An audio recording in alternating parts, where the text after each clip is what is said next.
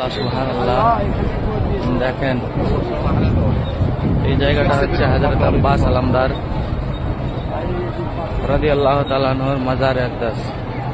এই জায়গাটা এখন আমরা এটা দিয়ে চলে যাচ্ছি ইমামে হুসাইন রাদিয়াল্লাহু তাআলা আনহুর বারগাহে। এখন আমরা এখানেও ঢুকবো, ভিতরে ঢুকবো ইনশাআল্লাহ কিছুক্ষণ পরে। ভিতরে ঢুকে আবার আপনাদেরকে দেখাবো।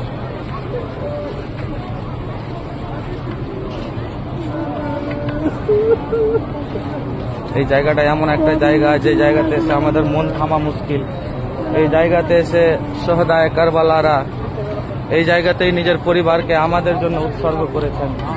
এই জায়গাতেই উম্মতের জন্য নিজের পরিবারকে উৎসর্গ করে দিয়েছেন, পরিবারের কুরবানি করেছেন।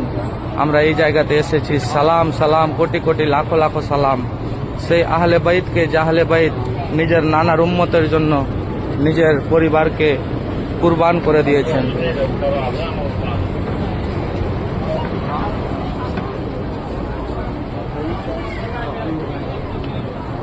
সমস্ত জাহেরিনকে আপনারা দেখুন।